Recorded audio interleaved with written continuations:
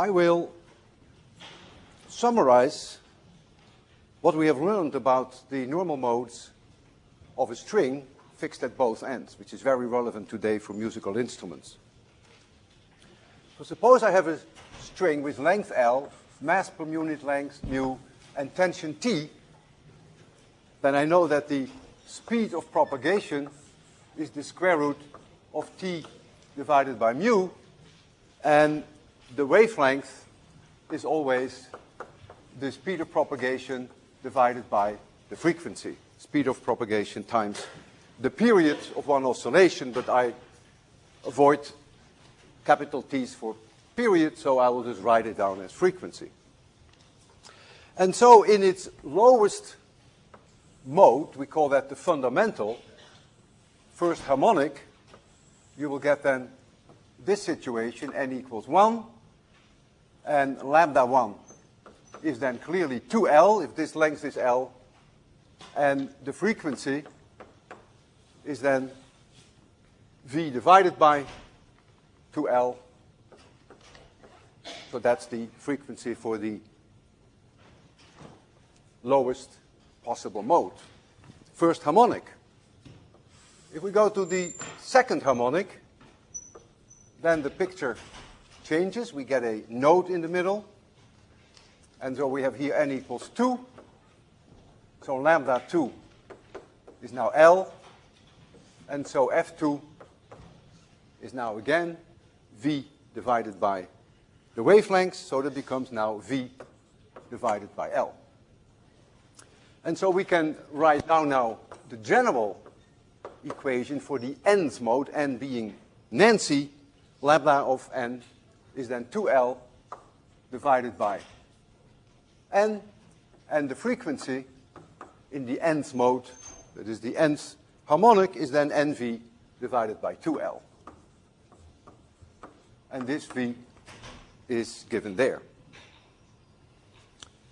So what you see here, that if the fundamental here were, for instance, 100 Hertz, then the second harmonic would be 200 Hertz, the third harmonic 300 Hertz. They come in series 1, 2, 3, 4, 5, and so on.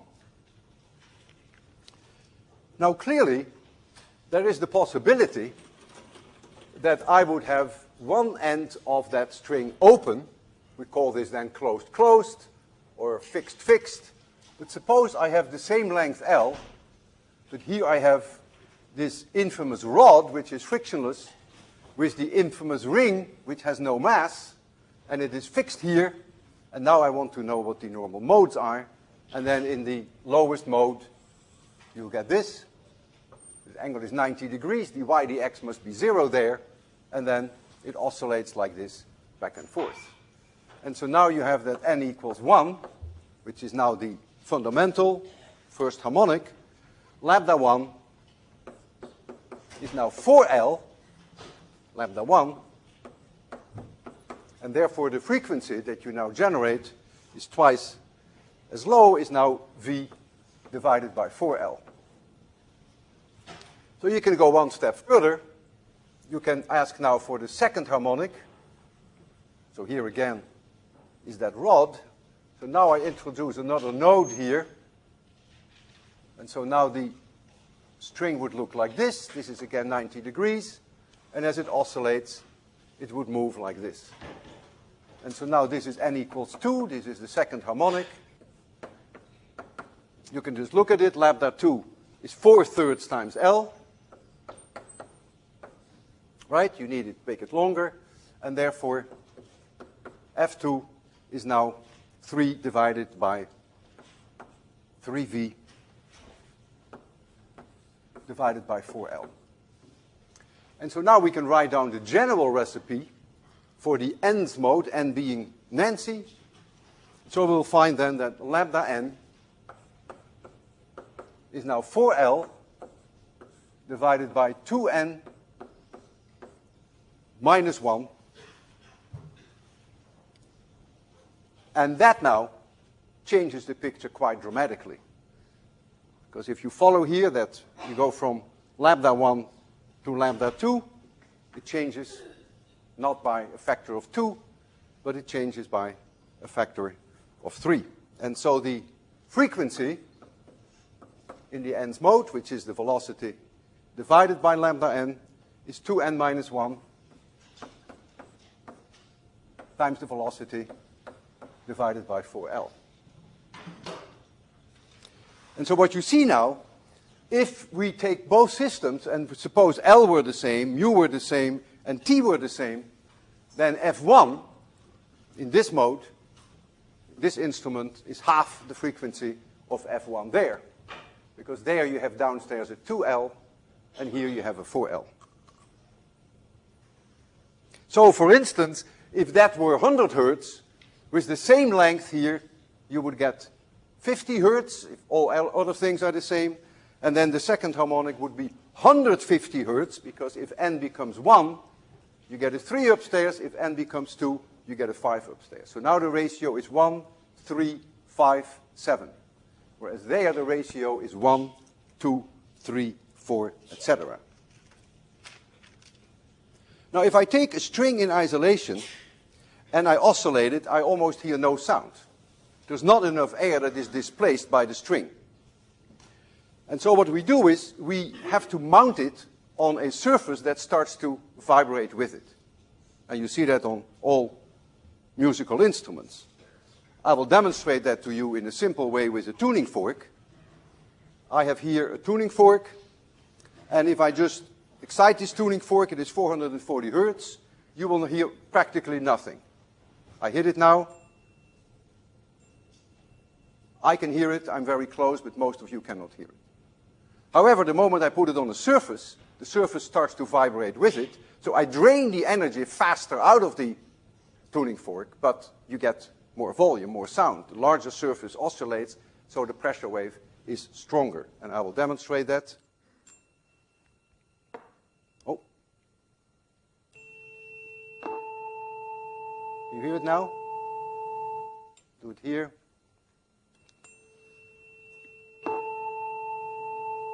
Big difference, right? Huge difference when I put it on the surface. I have here a music box, which I bought many years ago in Austria, and it has these prongs, and when I rotate it, I may be able to hear it, but you won't hear it. Maybe some of you very close. Can you hear it? Good for you. Now listen.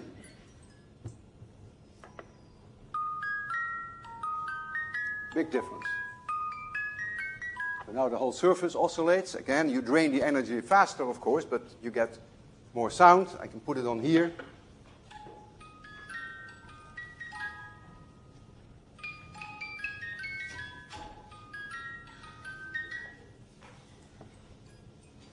Big difference. And of course, you will see that in the design of all musical instruments. Needless to say that the design of these sounding boards, which are connected to the strings, are, of course, secrets that the company are very fond of and not telling you. I am not aware of musical instruments, of string instruments, whereby one end of the string is attached to a frictionless rod, and whereby that end is attached to a massless ring.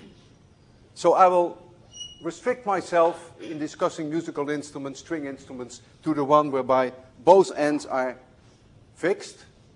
And so therefore, the frequency F1, that is the one that I'm interested in, is the speed of propagation, which is t divided by mu, and then 1 divided by 2L. So these are the key players in the design of instruments. If you make L longer, you get a lower pitch. If you make L shorter, you get a higher pitch, and we all know that. If you make L shorter, you get a higher pitch. If you make the tension higher, you get a higher pitch. If you make the mass per unit length lower, you get a higher pitch. And so that's key in designing musical instruments. If you take a piano, it has 88 keys. The lowest frequency is 28 Hertz. The highest is 4,000 Hertz. It covers 7 octaves. And when you hit a key, a hammer actually comes down onto the string, and it excites the string in a combination of various normal modes. In fact, in many cases, when you hit one key without you realizing it, you hit more than one string simultaneously. But that's a detail now which I will not further expand on. If you take a Steinway grand piano, even though it has only 88 keys, it has 216 strings. And so the idea of a piano then is that you change the length of the strings. So that's a player. The shorter the length, the higher the frequency. And you can change mu. And when you open a piano and you look at the various strings, you immediately see that some strings are as thick as my pinky. They have a huge mu, and others are very thin. They have a very low value for mu. And that will give you then a higher pitch. The tension of the strings in a piano are approximately all the same. They're quite high. They are near 200 newtons per string. So a grand piano, then the total force, all the strings together, is something like 45,000 newtons, which is an immense force when you think about that. Now, if you go to violins and cello and a bass, you have 4 strings. Then the length is a given. But if you look at the various strings, and we will see a violin later, you will see that one string is much thicker than the other. So you play with mu. You change the mu. So you only have 4 fundamentals then.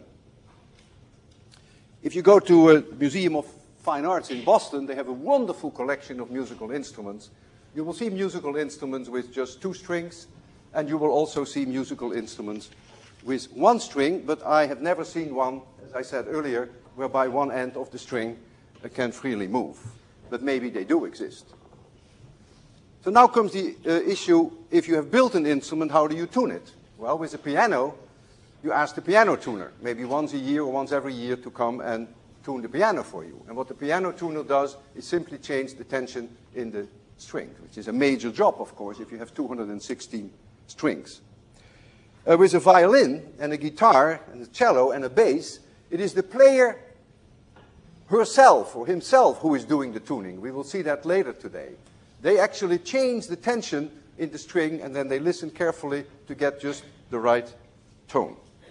And they do that before they start playing. If you play the piano, with all due respect for piano players, all they have to do is hit the right keys in the right sequence. That's all there is to it when you're a piano player. Now think about a violinist, or a guitar, or a cello. They cannot just hit one string. They have to change the length of the string all the time to change the fundamental. And that's the whole idea when you have the violin, and you strike it with a bow, and you rub the string, and the string will start to oscillate in the fundamental and higher harmonics. By making the string now shorter with your hand, you increase the pitch. And so playing there is that you, as a player, continuously have to move the length of the string and just hit the right length. It goes beyond my imagination that anyone can do that. I cannot. I tried it when I was young. I took violin lessons. I was a total disaster. If you take a harp, it is in a way like a piano, except there's no hammer, but you pluck the string. And now there is something very special about the harp. You can decide where you pluck the string. And that makes a difference in the percentage of higher harmonics and which higher harmonics you excite. And we will deal with that in 803 when we do Fourier analysis. You will see then that if you pluck a string in the middle, that you get a different series of higher harmonics than when you pluck it, say, a certain distance, 10 or 20 centimeters from the end. It's a very interesting part. In fact, the piano is designed in such a way that the hammer hits the string about 1/7 of its length from one end. And that is done to suppress the 7th harmonic. Now, why the 7th harmonic has to be depressed, that is up to you to decide. Maybe we don't like 7 harmonics. I don't know. It beats me, but in any case, it's purposely done to suppress the 7th harmonic. There is a musical instrument that has only 1 string. One was designed by my daughter when she was in nursery school. That's a long time ago. And I have it here. I'm very fond of it. I've demonstrated it many times. It's called a washed tub bass, I think. So you see here the 1 string. And here you see here then this surface that is necessary to make you hear the string. In this case, it is, I think, a box from Kentucky Fried Chicken or something like that. So I need 3 hands to play this, so the only thing that I can do now, I can't change mu, that's a given. I can't change the length, that's a given. So what is the only thing I can do? I can change the tension, and that's the way you play it.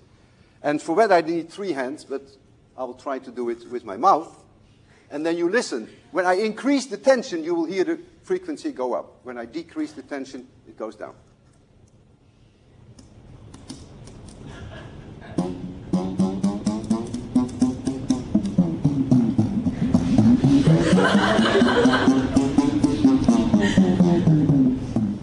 You could hear it, right? Clearly different in frequencies.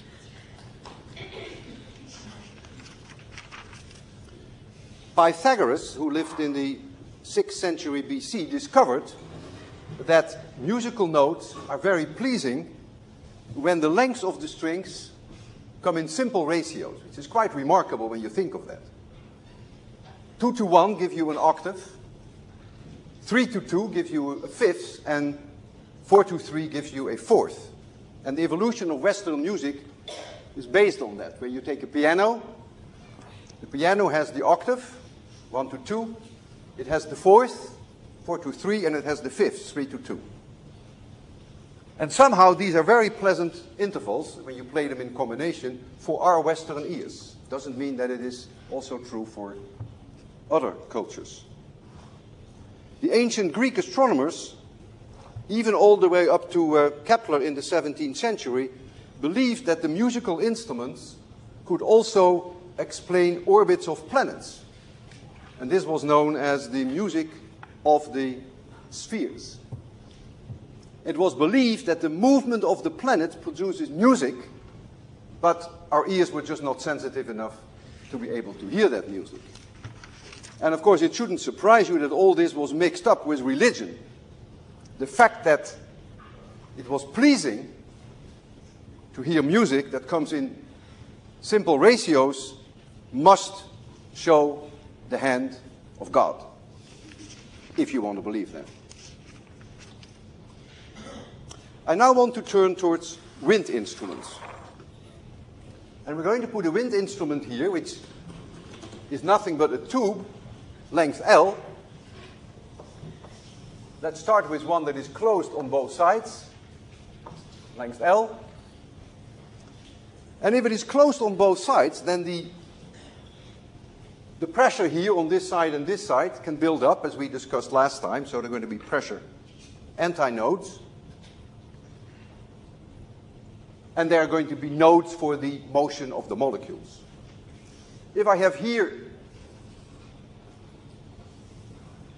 a sound cavity which is open on both sides, then I have here a pressure node and I have here a pressure node. The pressure can never be higher than the ambient pressure because it's connected with the universe.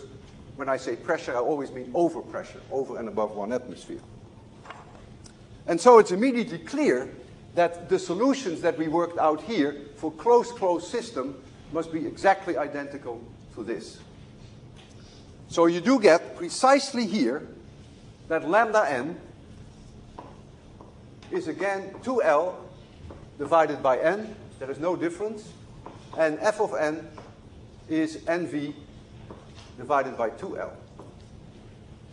But of course, the enormous difference is that v is a God-given. That is the speed of sound in air. The air column begins to oscillate.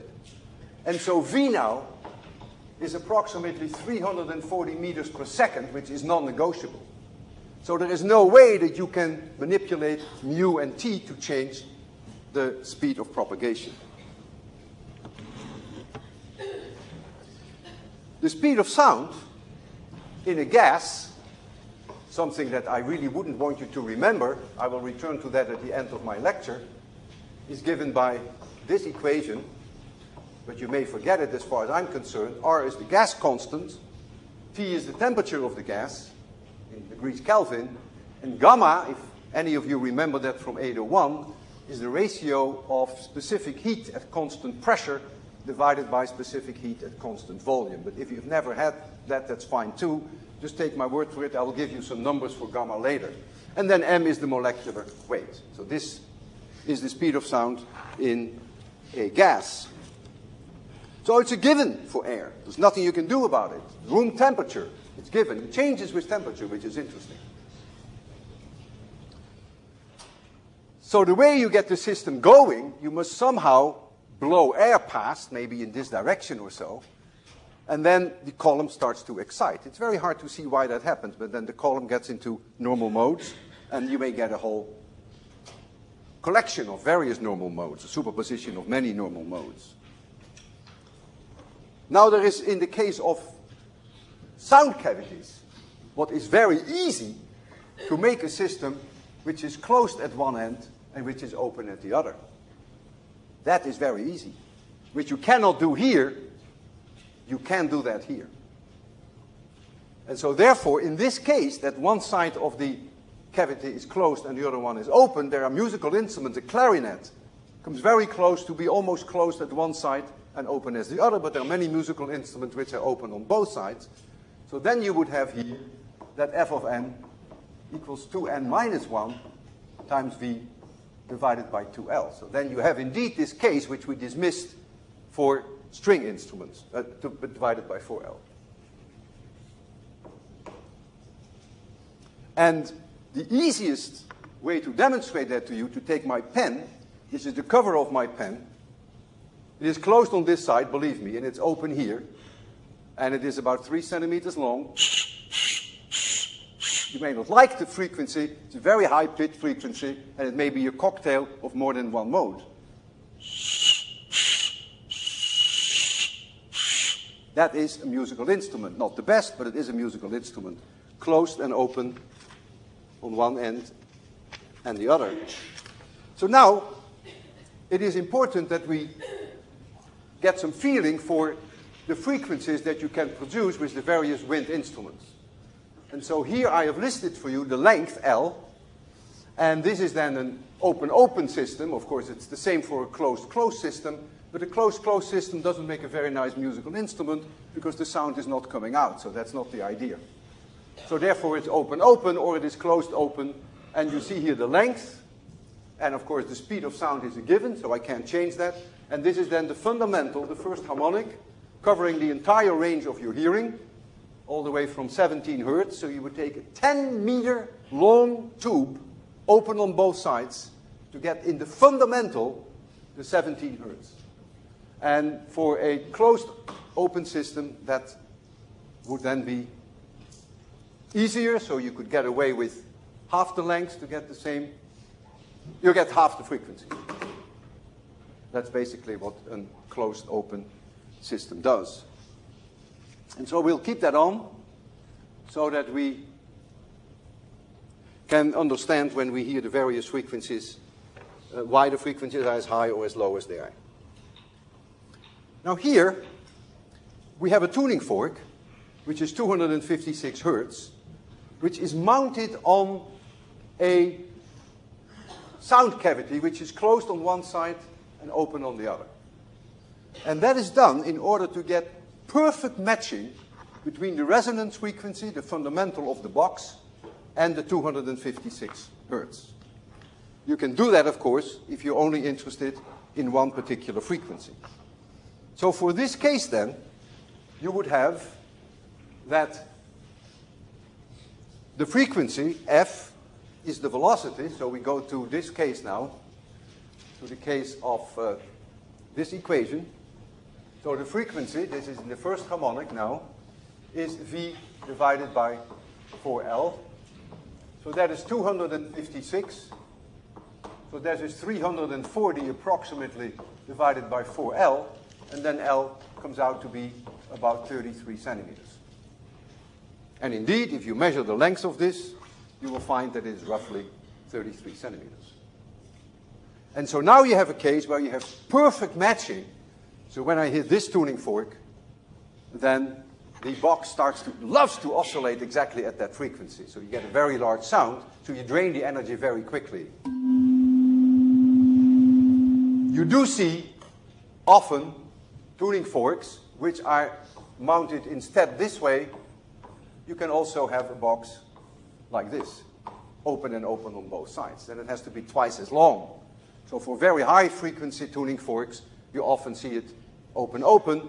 If we had to do it for this one, it would have to be twice as long, and that is just unpractical and not necessary, of course.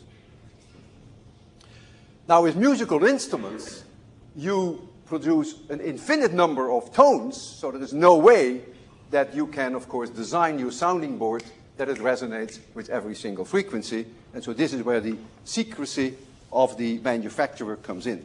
And they are not going to tell you how they do that, and therefore some instruments are better than others.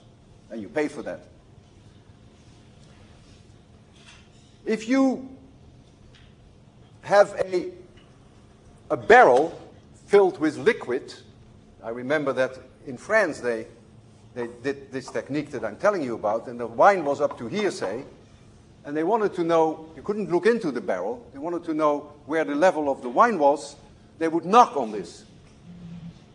And the sound here would be very different from the sound here, because here is air, and here is liquid. And so it's obvious that where you have liquid, that the resonances are very different from the resonances here.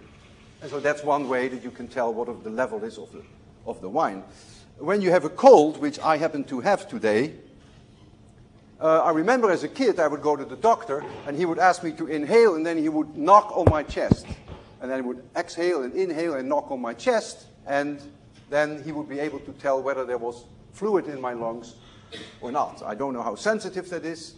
It's not my field, but that's the way it was done, and maybe you have experienced the same thing. They sometimes also, I don't know why, they knock on your back even, you know. Fine. Now, I have developed, in fact, I can even say invented a method to test for the presence of brains. And the way I do that is that I strike a tuning fork and put the tuning fork on someone's head. And you can imagine if it's empty here, then you get the same effect as you have with the wine barrel. And then you hear a very clear sound. But if there are brains here, like the liquid, you hear nothing. And that's, I have patented that, so you can't try that at home. But I can demonstrate it to you. You hear much? Oh. You hear much? Maybe I shouldn't be lecturing 803 then. Now, of course, in my case, I think I passed the test within reason. It is not so clear, of course, that all students would pass that test. And I was wondering whether anyone has the courage that I may try that. Any one of you? You're afraid, right? You're worried that it will all come out. You mind? You don't mind. You're a strong man.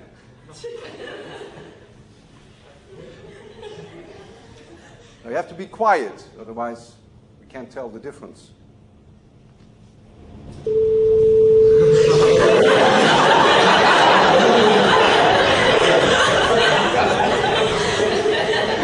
I say no more. I think it's better that I teach 803 than you do. So when you design a wood instrument, the only thing you have to play with is L, because V is no longer negotiable. And so with organ pipes, when you go to churches and you see organ pipes, you see a whole zoo of these organ pipes. Open, open, and closed, open. And for every fundamental that you want to excite, you need one pipe. So it's a huge number of pipes. It's in a way like the piano. If you take a flute, then you make it longer and shorter simply by drilling holes in it. And if you hold your hands on both holes, then this is the length of the flute, which gives you then a lower frequency than when you take one hand off, because now it's shorter. Because this is connected with the universe. So here no pressure can build up, so this becomes a pressure note, so it's shorter. And if you take this one off, it's even shorter, and so the pitch will go even up. That's the basic idea behind a flute. And I can demonstrate that to you.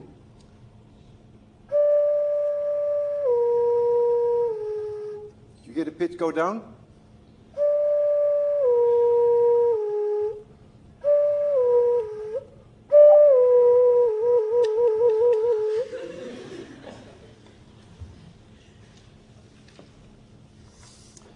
I have here a flute-like instrument which is open on this side, and it's also open here where we pass the air by. So you can consider this to a very good approximation as open-open. It is 16.6 centimeters. And so if you want to know what the fundamental is, well, then you apply this equation, n equals 1, and then you get something like 1024 hertz. But if you make it closed at one end, and you apply this equation, you would get half that, so you only get 512 hertz. A big difference, factors of 2. So this is then the fundamental for open-open. And now comes open-closed.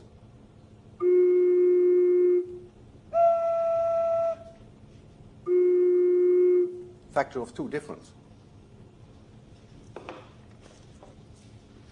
I have here a very special tube.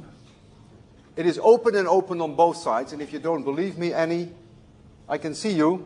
Can you see me? Can you? Can you see me? It's open and open on both sides. And it is corrugated, which of course is very important why it works so well. And this has a length of 77 centimeters.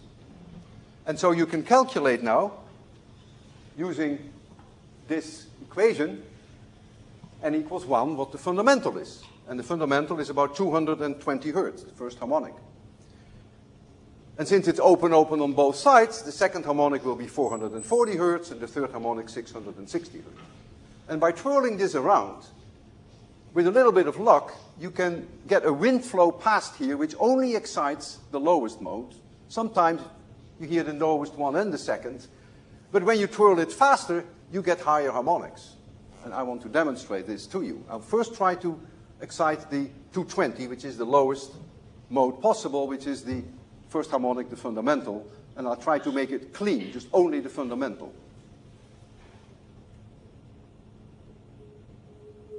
That's it. It's about 220 hertz. 440. 660.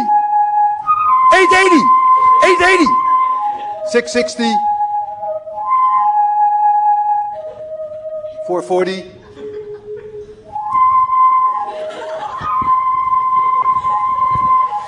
I can't get above 880.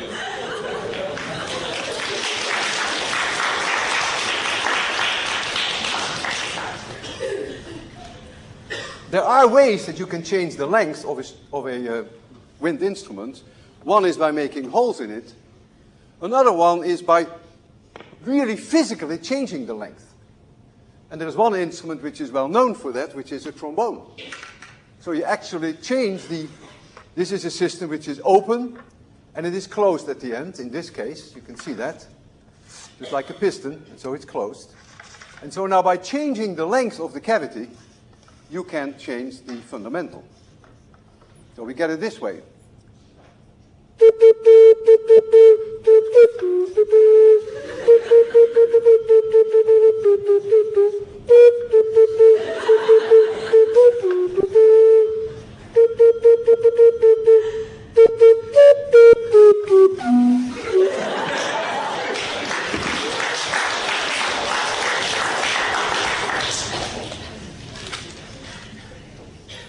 We recognize instruments by the cocktail of the harmonics that they generate, and depending upon how you excite them. I mentioned already the plucking of the harp, but also the way, for instance, you blow on musical instruments. I don't know whether any of you have ever tried to play on a trumpet, but if I gave you a trumpet, chances are that you would get no sound out of it at all. You have to hold your lips in a special way. You have to know how to spit in there the right way. It goes like something like that. So that is also a way that you can excite certain harmonics in relation to the fundamental. And that then determines the sound quality of your instrument. And I'd like to demonstrate this to you now in various ways that the different instruments have different sound quality. What it comes down to is that if you ask each instrument to play, for instance, 440 hertz tone, you will see that a violin cannot just simply produce 440, but it will automatically also, at the same time, generate 880, and maybe that is the second harmonic and maybe higher harmonics. And that's different for different instruments, and that's, of course, the idea behind the tone quality. And the way that we're going to demonstrate that to you is as follows. We have here a microphone, and I will first make you listen to a tuning fork, for instance 440 hertz, which will give you then this signal, time, and the amplitude of the membrane of the microphone. If, however, an instrument were to generate 440 in addition higher harmonics, you would get the sum of this signal and, of course, the higher harmonics. And so you will see no longer a nice sinusoid, but you see on top of the sinusoid the higher harmonics. So let me now first show you the 440 hertz. Here's the microphone. Boring, just one frequency. Nothing rich about it. 256. There's no indication for any higher harmonic. That's the way that tuning forks are designed. If I take this flute, as far as I can tell, only the fundamental, no higher harmonics. Now maybe if you blow in a very special way, maybe I can excite higher harmonics. But this is now, oh, I want to show you the 4,000 hertz, so that at least that you can easily hear. This is 4,000 hertz.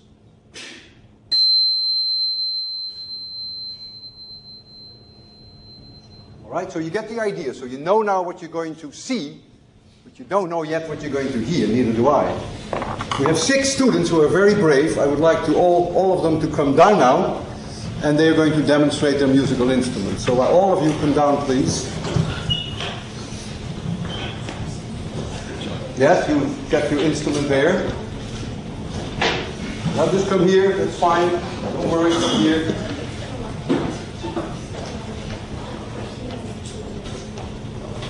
All right? Where is the violinist? Ah, there's the violinist. Yeah, oh boy. Oh boy.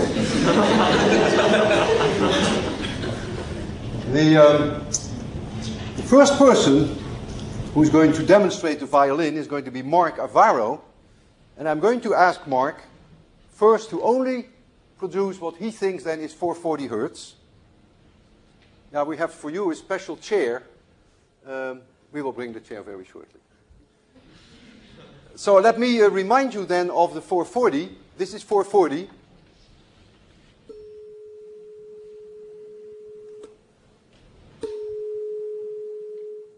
Come a little closer and produce 440.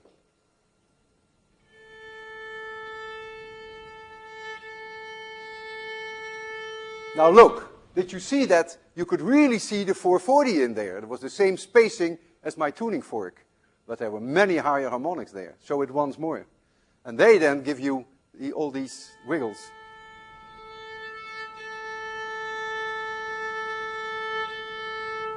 Here, you see? Oh. Shall I try a harmonic? Now the audience is yours. Oh. And now play. Give you 20 or 30 seconds. Anything you want. Anything you love. Go ahead.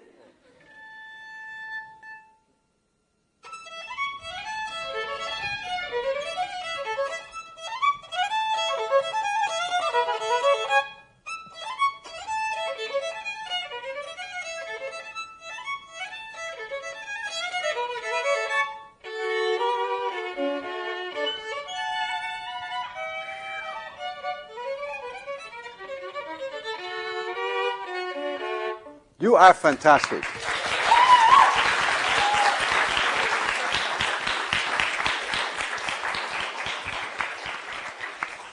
Is Sharon here? Sharon too.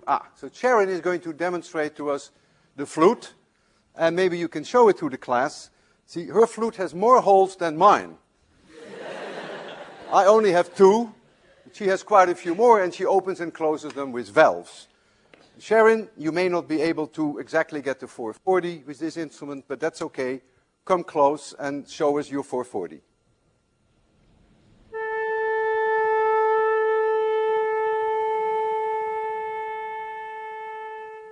Excellent. You see, you could really see the 440, but you could see more than that. It separates it from the violin, of course. The audience is yours. Make us happy.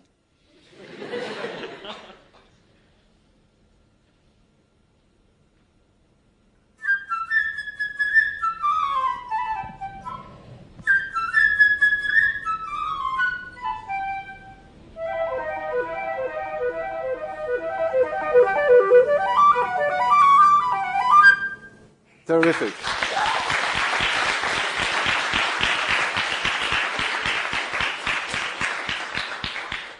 Now we have a very special guest, which is Shauna Jin, who was so kind to go through the trouble of bringing her cello.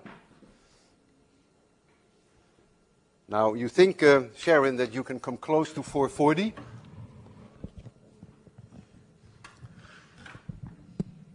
Try that. And if you can't do it just in a fundamental, you may have to tell us whether you have to shorten the string with your finger. You do have to do that? Go ahead. Try once more. I can see the underlying 440.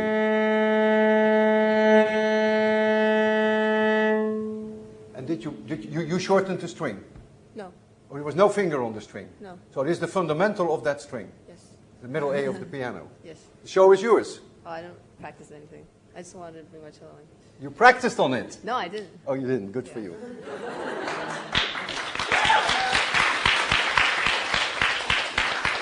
So you prefer not to play? That's fine. Thank you very much. Now we have a Chinese clarinet from Yiwen Chu, and she told me that the nice thing about it is that it's not really a clarinet. So, can you make a 440? I can try. It'll be a little off. There's something that's Well, since it's not a clarinet, I think you have good reasons to be off. okay. Okay, try it. Now you should show the class. By the way, you see all these holes in here? 1, 2, 3, 4, yeah. It even says F there. Right. It's just it is.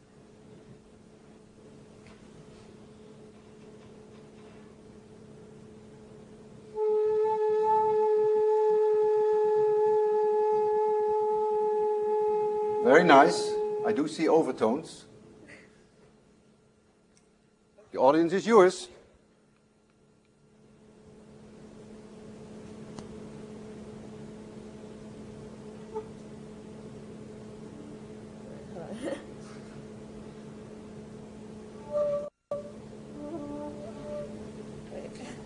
Sorry. I'm not very good.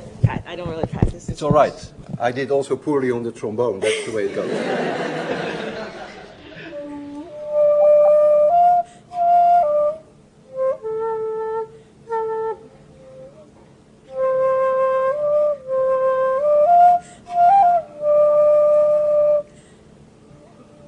Okay, hold on. You're doing great.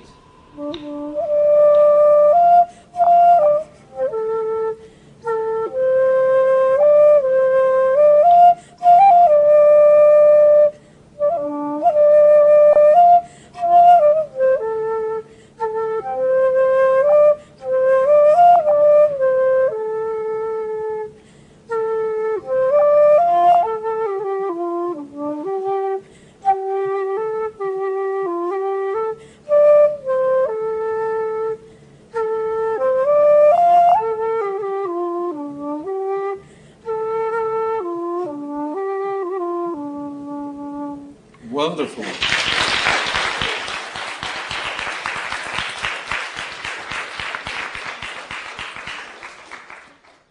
Where is the saxophone?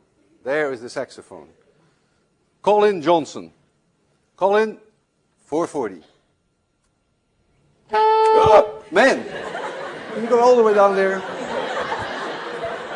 440.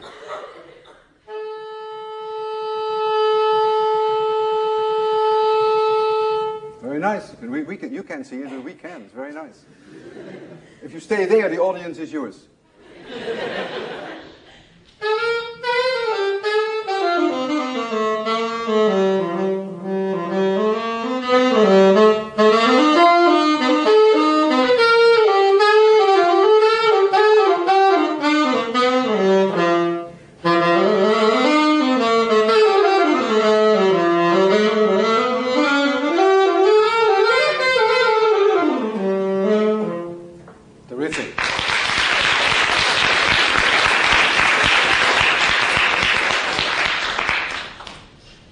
now we get the hero, Aston.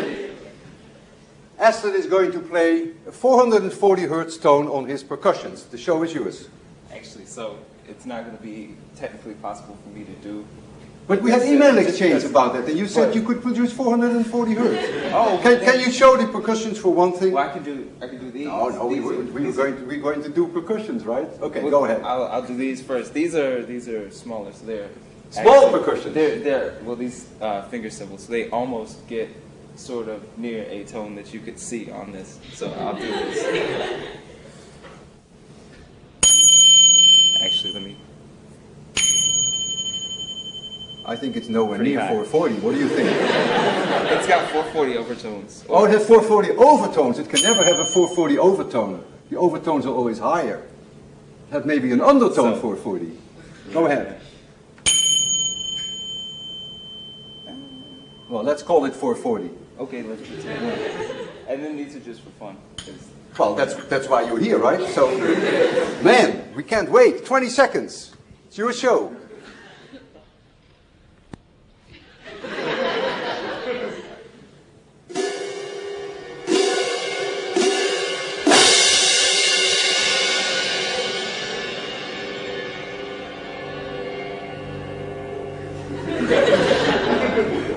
That's closer to 440 than what I've seen. It's actually got a really nice, low frequency. You can see it. Yeah, it's pretty low frequency and not very loud, but I think we need one more bang. One more.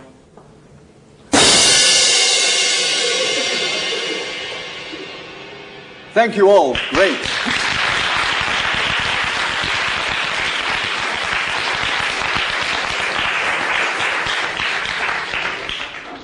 If there is any singer in the audience who wants to try, be my guest. I think this is a great moment for the break.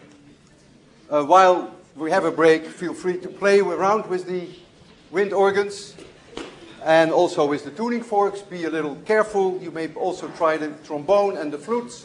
And then 5 minutes from now, we will reconvene.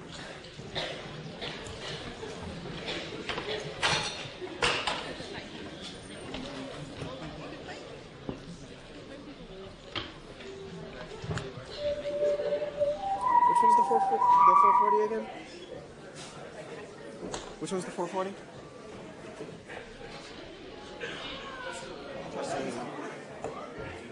Very good question. This is clear. This is open. Now comes what happens.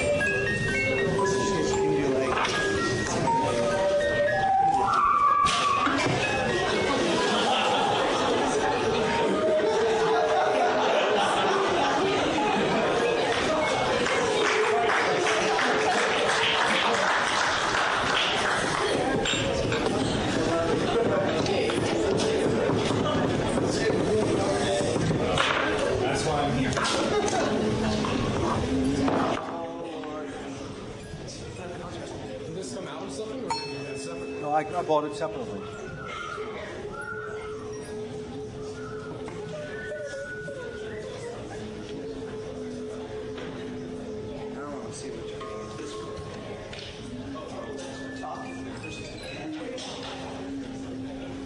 Okay, I'll go down.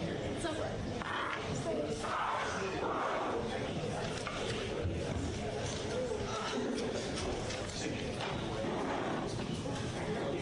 All right.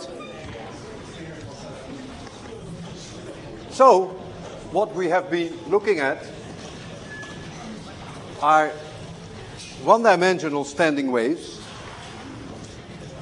normal mode solutions to the famous wave equation. In the case of transverse motion, we have d2y, dx squared is 1 over v squared times d2y dt squared. So this is the wave equation, y now in this direction. So for instance, if we have a string, and we have a string with length L, and it is fixed on both ends, then the boundary conditions determine the precise allowed solutions. We call them eigenstates in quantum mechanics. And I can write down now the displacement y in the nth mode as a function of x and t. And we give the amplitude of the nth mode, say, a value that can differ from mode to mode. So we get a of n, and then we get the sign of n pi x divided by L, and then we get the cosine of omega n times t. So this is the time domain, which makes it shake with that frequency, and this is now the part that makes sure that the ends are always fixed. If you make x equals 0, y is 0, and if you make x equals L, y is 0. And that gives you then a whole zoo of possible frequencies, because omega n is always v times k of n, and so that then becomes v times n pi divided by L. And so you see the ratios 1, 2, 3, 4, and so on, n, v, L, that's right. Now if we go the route of longitudinal,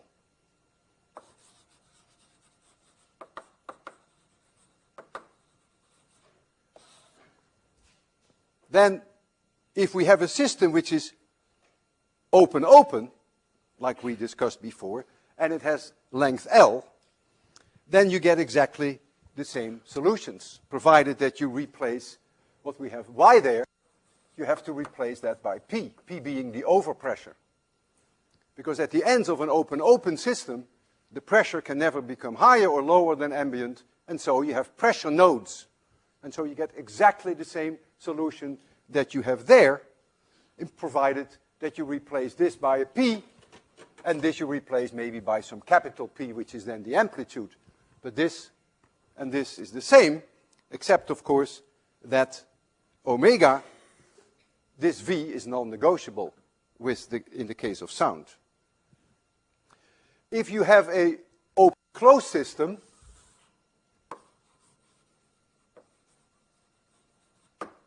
so now you close one end, then you want the boundary conditions that p is 0 at the open end, and p has to be an antinode at the closed end, where the pressure can build up. That gives you then different values for this k of n. The sign may even have to be changed to a cosine, depends on where you define x equals 0. But that's not so important now. But what is important now, that your k of n in that equation now gets the form 2n minus 1 times pi divided by 2L. So everything comes from boundary conditions. And now I want to make the step from one-dimensional to two-dimensional. If we go two-dimensional, which is easy to do, and we can even demonstrate that. So this has length Lx, and this has length Ly, could be a frame with a soap film, a membrane which can oscillate. And we will assume that the membrane is attached everywhere to the frame. So that is the boundary condition. It's everywhere attached. And so we want to know now what the normal modes are for this system. So now our one-dimensional wave equation becomes a two-dimensional wave equation. And so if this is my coordinate system, x, y, z, then now we get that d2z dx squared plus d2z dy squared is now 1 over v squared times d2z dt squared. That now is a two-dimensional wave equation. And when you put in your boundary conditions, which in this case, suppose we call this 0, so for x equals 0 and for x equals Lx, you want z to be 0 because the membrane cannot move, and for y equals 0 and for y equals Ly, you also want z to be 0. Then you can now, in analogy with that, you can write down now the solution for z as a function of x, y, and t. Now you have to introduce two quantum numbers if I call n Nancy and m a quantum number. So now you can get z, and now I have two integers that can change. So m now goes 1, 2, 3, etc. Nancy is 1, 2, 3, etc. And this is now a function of x, y, and t, two-dimensional. So I have to introduce some kind of an amplitude, which can be different for the different modes, Mary, Nancy. And now I get something extremely similar to this, except I get two signs. So I get here sine of m pi x divided by Lx times the sine of Nancy pi y divided by L of y times the cosine of omega m n times t. And you see that it meets the boundary conditions. If you put in x equals 0 or x equals L of x, you get a 0. If you put y equals 0 or y equals L of y, you get your 0. And if you substitute this solution, of which we clearly, intuitively know it has to be correct, if you substitute that in that wave equation, then you get the connection between the k values and omega, and then you will find that omega mn, which is always the velocity times k value of m, becomes now v times the square root of Mary pi divided by Lx squared plus Nancy pi divided by Ly squared. This now sets the entire range of all possible normal mode frequencies. So now you can play with Mary m, and you can play with Nancy n, and you can cocktail that in all combinations that you want to. And for instance, if we ask this membrane to oscillate in the m equals 1, n equals 1 mode, then it means that the entire membrane comes to you and goes back, and comes to you and goes back. That's the lowest possible mode. All points are in phase, and they all have the same frequency. That's the characteristic for a normal mode. If, for instance, we had Mary equals 2 and Nancy equals 1, then we would have in the direction of Mary, we would have plus and minus. This part would come to you while this part goes away from you, so a plus and a minus. And this now is a nodal line. So we get a nodal line. So it's not anymore a nodal point, which you get in one-dimensional solutions, but you get a nodal line. This stands still. And then the membrane oscillates like this and is attached to the edge. And if, for instance, you wanted to know the Mary equals 2, Nancy equals 2 mode, so m equals 2, n equals 2, then you will get two nodal lines, plus, minus, minus, plus. If this comes out of the blackboard, this comes out of the blackboard, this goes into the blackboard, this goes into the blackboard. And in French, you will see some remarkable, wonderful pictures of a guy with beautiful hair from the 50s, whereby you see the oscillations of the soap film in these various modes. It's really very, very exciting, very interesting. And I want to demonstrate this to you in a way that I cannot possibly calculate. I doubt whether there are many people who can, although maybe some civil engineers can do that, because this system is way more complicated than a membrane that we have here that is attached to the frame. What we have is a square plate, and it is only fixed in the middle. That's where it's held. That's the only point that is not moving. That is here. But what we do, we drive the thing. Actually, there's a piston below here which drives that middle point, and it oscillates it. And then you get an infinite number of frequencies, whereby the system goes into normal modes. We can change the frequency. And the way we can make you see these frequencies is by putting a powder on it, which we will do.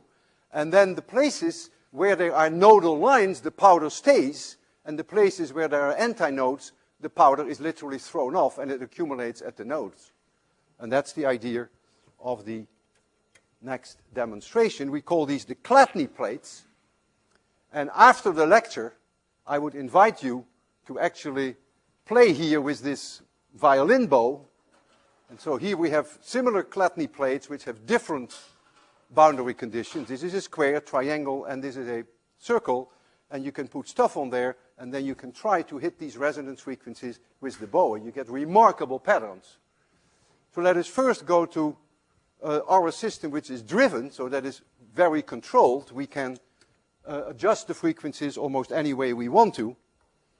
And I will start with a low frequency. Sometimes the sound may be very high. I may have to adjust the sound. You can hear it. We'll start somewhere, I think in the range of about, we are close to 300 hertz. And then we'll increase the frequency, and I will add powder as necessary. And so what you're looking at now are two-dimensional normal modes, which give you nodal lines.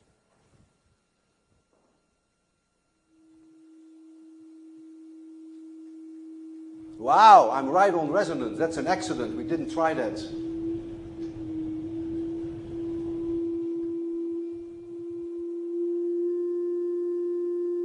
That's a beautiful resonance. Who on earth could have predicted these nodal lines? I will go to higher frequency.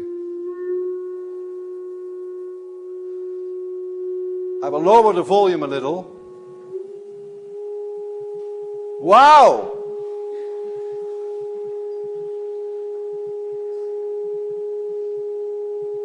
Look at that. You see where the antinodes are, it's thrown off and it accumulates at the nodes.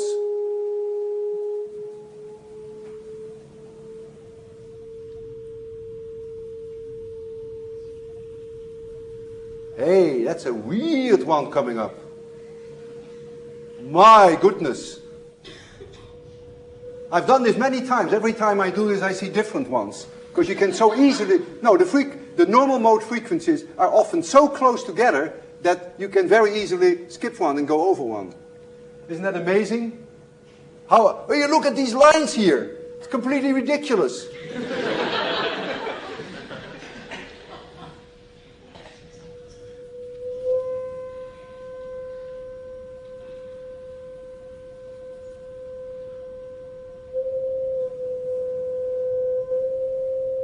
Oh, this was a different one, right? Different from the previous one.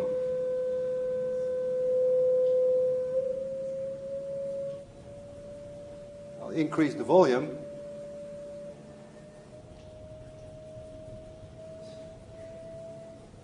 When you're coming up to a resonance, you can even hear it because the sound volume increases.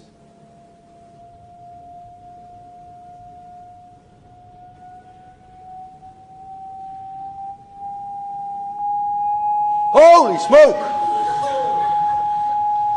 Isn't that amazing? You try to calculate that. I would like to think, though, that aero and astro people who design airplanes, who have wings, and people who build bridges, that they should be able to calculate these resonance frequencies, because you may get destruction.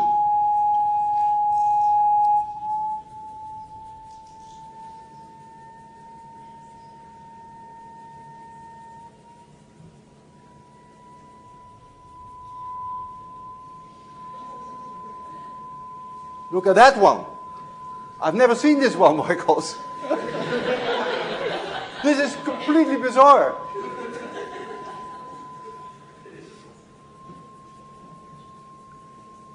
All right, so you get the idea, and I really would like you to play with that, with the ones there at the end of the lecture. See whether you can excite them.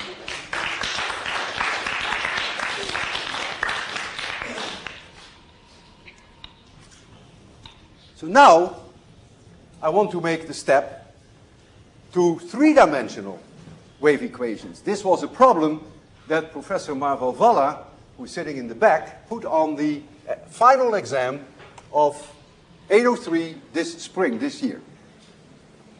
So if you don't like it, there she is. So this problem, who suggested that problem to you, nerdjes? Don't tell them. Here we have a sound cavity in 3 dimensions. A, B, C are the length. And this is our coordinate system, x, y, z. And it is open in this direction, and it is open there. So it is a box which is open on both sides in the z direction. And the rest is all closed. So now the three-dimensional wave equation, d2p dx squared, p is the overpressure, plus d2p dy squared, plus d2p dz squared, equals 1 over v squared times d2p dt squared. That is the three-dimensional wave equation. And so, it should really be no problem for you or me to write down immediately the solution of the normal modes. You must make sure that you have pressure nodes in the z direction at z equals 0 and at z equals c, and you must make sure that you have antinodes in the x and the y direction where the pressure can build up. That's the boundary condition for a closed system. And so the solution then for the pressure in terms now of 3 quantum numbers, L as in lion, M as in Mary, N as in Nancy, is now some kind of an amplitude which can be chosen differently for the different modes. So I give them then the index L, M, N, and then you get the cosine of pi times L times x divided by a, which is my L of x. And then I get the cosine of pi times Mary times y divided by b. And then I get the sine of pi times Nancy times z divided by c. And then I get the cosine of omega L, M, N times t. And so you see, when you look there, convince yourself that you meet all the boundary conditions. This is the one that is the open end. That means if you substitute z equals 0, this one will make it 0. That's where you have the pressure node, where it's connected with the universe. No pressure can build up. But if you substitute in here z equals c, you also get 0. And you get the antinodes here. So this is a solution that immediately presents itself. If you have followed what we did 1D and what we did 2D, this is the obvious solution. And so the system can oscillate in a combination of all these normal modes. But what is interesting now is that L can be 0, 1, 2, 3, because there's nothing wrong with making L 0. The cosine remains 1 then. Nothing goes to 0. And Mary can go 0, 1, 2, 3. It's only Nancy that cannot be 0, because if Nancy is 0, then there is no pressure over everywhere. There is no wave. So you see here that you now allow for 0, 0, 1 modes, which will give you certain frequencies. And the frequencies that you will get, you will find by substituting this solution back into the differential equation, into the wave equation, which gives you then always the connection between omega and k. And so that connection is then that omega L, M, N becomes V, which is the speed of sound, times the square root. If you're ready now, we get pi L divided by A squared plus pi M divided by B squared plus pi Nancy divided by C squared. And so the lowest possible frequency for this system is the 0, 0, 1 mode. If I assume that C is the largest dimension in the system, so that's the length L. I didn't put the length in there, but C is sort of the length of my musical instrument. So you'll get then that 0, 0, 1 mode would give me then omega 0, 0, 1. So this is not there. This is not there. I call this now L to make the connection with my musical instrument. And so I get V times N times pi divided by L. And that is precisely what we had before for a musical instrument, for a sound cavity, which is open and open at both sides, or which is closed and closed on both sides. And so what you see now, that if you have a musical instrument, even though it has dimensions A and B, that the lowest frequency that you get is always dictated then by L. But not only that, if A and B are much, much smaller than C, then the second harmonic is almost certainly going to be 0, 0, 2. So by making this one go to 2, you're still at a lower frequency than by making M go to 1. And the third harmonic is very likely to be here. And then there comes a time, of course, that the next frequency comes in when you change the L and the M's. And you can get a whole zoo of frequencies, and that is what that problem was all about. The spring, 2004, it's on the web, and the solutions are also on the web. It was the final exam. It was one of several problems. If I return now to the speed of sound in gas, R is the universal gas constant. You may have had that in 801. T is the temperature in degrees Kelvin. What I want to mention, though, what is interesting, a friend of mine was a flute player in an orchestra. And I asked him whether they have to take into account the change in temperature when they start playing. And he said, yes, they actually do. They tune their instrument to adjust it to the temperature by making the instrument a little longer or a little shorter. So that temperature, which changes the velocity of sound, must, of course, be taken into account if you're in an orchestra and you have the flutes and you have the wind instruments together with the violins. So the violins can change the tension in the strings, but the wind instruments also adjust it to the temperature. Now, if we have air, then gamma, air is a diatomic molecule, nitrogen and oxygen. For those of you who've taken 801 and when this was covered, for a diatomic gas, gamma is about 7/5, which would make it roughly a 1.4. And the molecular weight, well, oxygen 2 is 32, nitrogen 2 is 28. You have 80% nitrogen and you have 20% oxygen, so anything you take 29 or 30 is fine with me. So that is then the molecular weight for air. So now suppose we do the same for helium. Now helium is a monoatomic gas. And a monoatomic gas, gamma is about 5/3. which is about 1.66, but the molecular weight, which in this case is atomic weight, helium is just a single atom, is 4.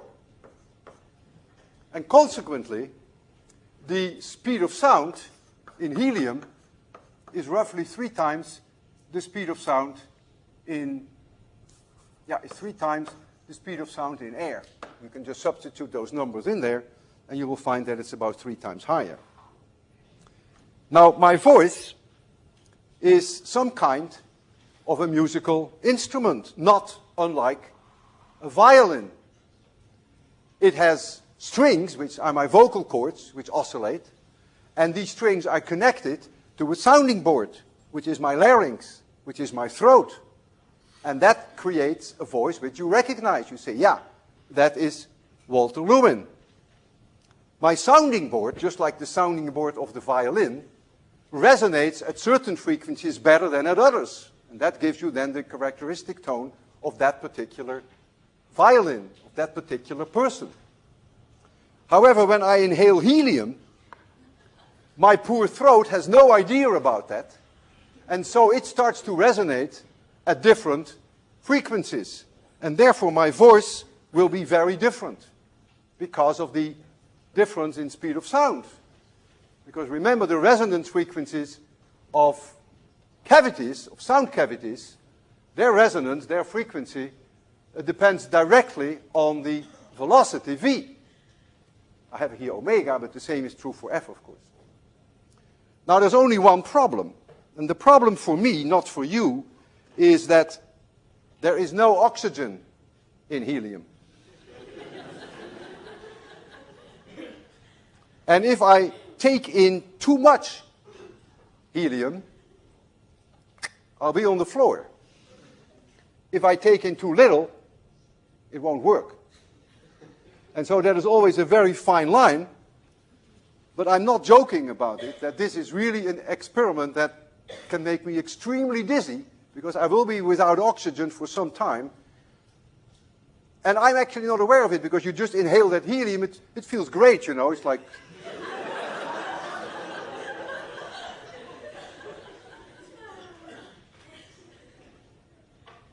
The person who's going to talk to you next, you will think is not Walter Lewin.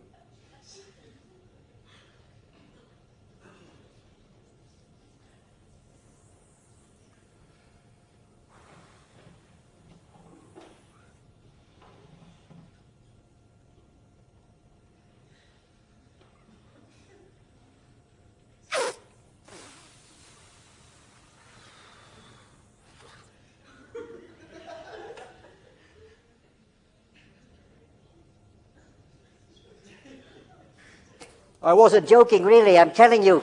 I hope you're going to have a good weekend. See you.